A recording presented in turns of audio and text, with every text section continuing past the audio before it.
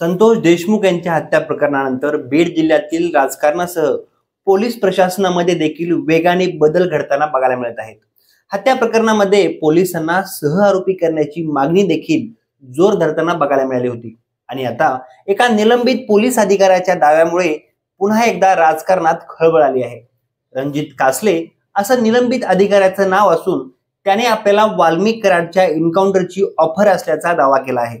कासले यांनी या संदर्भात व्हिडिओ आपल्या फेसबुकवर 8 दिवसापूर्वी अपलोड केला असताना तो आताच का चर्चेला जात आहे याचीही काही कारण समोर येत आहेत। यातील सर्वात महत्त्वाचं कारण म्हणजे ठाणे शहरातील 13 वर्षीय मुलीवर बलात्कार केल्याप्रकरणी तळोजा कारागृहात असलेल्या आरोपी विशाल गवळीने केलेली आत्महत्या। परंतु विशाल गवळीने आत्महत्या केली नसून त्याचाही एन्काउंटर केल्याचा आरोप त्याच्या वकिलांनी व कुटुंबियांनी केला आहे। यासह अक्षय शिंदे एन्काउंटर प्रकरणामध्ये देखील उच्च न्यायालयाने संबंधित 5 पोलिसांवर गुन्हे दाखल करण्याचा दिलेला आदेशही चांगला चर्चेला जात आहे।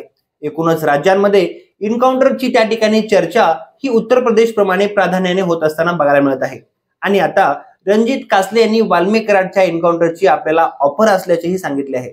त्यासाठी आपल्याला तब्बल 50 कोटी रुपये देण्यात येणार होते असंही कासले यांनी म्हटलं आहे। कासले यांनी अशा प्रकारचा दावा करत असताना पोलीस खात्यासह गृहमंत्री देवेंद्र फडणवीस यांच्यावरही गंभीर आरोप केले आहेत। तसेच एन्काउंटर कशा प्रकारे केला जातो हेही त्यांनी व्हिडिओच्या माध्यमातून सांगितलं आहे। एन्काउंटर करण्यासाठी 2 IPS तर 1 IAS अधिकाऱ्यासह अन्य काही पोलीस अधिकाऱ्यांची टीमही आपल्याला भेटल्याचे कासले यांनी नमूद केले आहे। त्याचे पुरावे देखील पोलीस स्टेशनच्या डायरीमध्ये नोंदवल्याचे त्यांनी सांगितले आहे।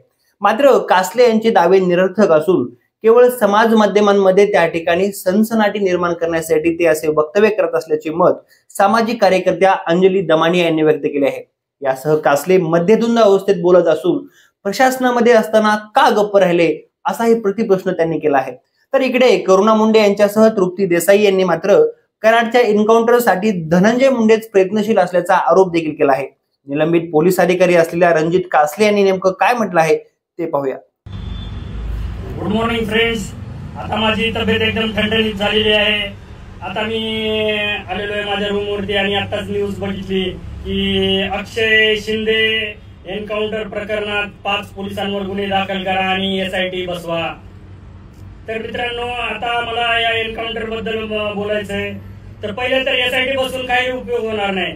बसवायचंच असेल तर केंद्राची कुठली तरी SIT बसवा, तरच ह्याच्यातनं सत्य बाहेर पडेल। तर मित्रांनो, एन्काउंटर कसा केला जातो, बोगस एन्काउंटर, ते मी पहिले सांगतो। ज्याप्रमाणे मला ऑफर दिली होती एन्काउंटरची वाल्मिक कराडच्या, त्यावर मी नकार दिला। म्हणलं एवढं पाप होणार नाही आणि ते लाईफ टाइमचं एक लमसम अमाऊंटची ऑफर देतात, म्हणजे 10 करोड, 20 करोड, 50 करोड अशी एक ऑफर देतात। तुम्ही बोलाल तेवढी ऑफर असते त्या एन्काउंटरला आणि तो माणूस कुठेही असेल तर त्याला त्या ठिकाणी बोलवून घेतात। जसं मी सायबरला होतो, सायबरचा आणि इकडला काही संबंध होता का? नाही, पण त्यांना माहित होता की हा माणूस करू शकतो, याच्यामध्ये दम आहे, गट्स आहेत। तर मी माझा मोठेपणा सांगत नाही, नाहीतर अजून माझे ते सोडलेले कुत्रे आहेत ना, ते भुकतील माझ्या अंगावर। तर मी काय तो मोठेपणा सोडत नाही। पण मित्रांनो, एन्काउंटर कसा, आता ऐका, एन्काउंटर कसा बोगस केला जातो। तर ते अशी टीम येते, एक जशी 4 लोकांची टीम आलेली।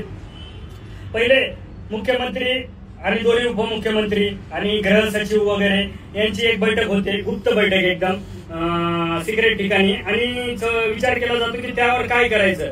मग ते ठरवले की त्याच्यानंतर त्यातले एक 5-6 जणांची दुसरी टीम निवडली जाते, विश्वासू लोक, आणि मग त्या ठिकाणी जातात। ते जसं अक्षय शिंदेच्या ठिकाणी गेले असतील आणि मग त्या ठिकाणी जाऊन एक टीम तयार करतात। तिथली एक अधिकारी, 2 अंमलदार, म्हणजे 3 अंमलदार, 1 हवालदार, असे टीम तयार करतात आणि त्यांना सांगतात की एक लमसम अमाऊंटची ऑफर देतात। लमसम अमाऊंट देऊन टाकतात, 5 करोड, 10 करोड, 20 करोड, 50 करोड, जेवढे तुमच्या सर्व्हिसमध्ये तुम्ही कमवणार नाहीत, आणि तुम्हाला परत खात्यात घ्यायची, इन्क्वायरी करायची, आमचंच सरकार आहे, आमचंच सरकार येणार आहे, आम्ही तुम्हाला या खात्यातून, आम्ही तुम्हाला चौकशीतून आम्ही तुम्हाला मुक्त करू, असे ते आश्वासन देतात मित्रांनो। आणि अशा प्रकारे बोगस एन्काउंटर घडवून आणतात। आता मला सांगा, त्या आरोपीला मित्रांनो अशी बेड्या होत्या हातामध्ये, आणि तुम्हाला माहिती नाही, एक बागदोड असते, बागदोड म्हणजे दोरखंड असतो, दोरीनं असं बांधलेलं असतं हात, पूर्ण हात आणि पाय।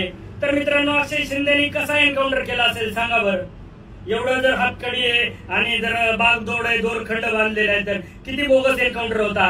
आणि याच्यामध्ये जर आरोपी बनवायचे, एसआयटी केंद्राची बनवा. मित्रांनो, आवाज उठवा माझा. तुम्ही अजून आवाज उठवत नाही विरोधी पक्षाचे नेते. ही महाराष्ट्र सरकार खरंच नपुसक आहे आणि हे विरोधी पक्षाचे सुद्धा नेते नपुसक आहेत.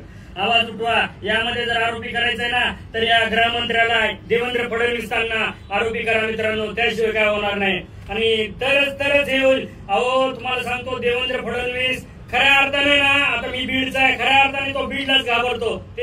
माननीय देवेंद्र फडणवीस बीडला घाबरतात. फक्त बीडला येत नाहीत ते. बीडला एवढी पंकजा मुंडे सभा झाली, नरेंद्र मोदी आले, त्या ठिकाणी हे फडणवीस आले नव्हते.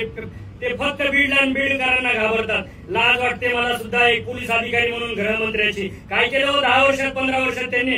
काहीच केले नाही. काही आमच्यासाठी कुठलंच कल्याणाचं काम केलं नाही त्यांनी. फक्त चालू आहे त्यांचं आपलं आणि त्यांच्या मिसेसचा ऍक्सिस बँकेतून आमचे 300 रुपये घ्यायचे आणि महिन्याला 10 करोड त्याच्यातून आपला खर्च भागवायचा, व्हाईट मनी. बघा मित्रांनो, आवाज उठवा. अजून सुद्धा मी आवाज उठवतोय, तर तुम्ही काय शांत आहे? तुम्हाला तर फक्त शेअर करायचंय. माझ्या रणजित रेड्डी कासले आयडीला मला फॉलो करायचंय आणि पुन्हा हे करायचंय, पुढे पाठवायचंय. तुम्हाला काय करायचंय घर बसल्या? एवढं करा मित्रांनो. बघा महाराष्ट्रात भूकंप येतो की नाही. जय हिंद, जय महाराष्ट्र, जय शिवराय.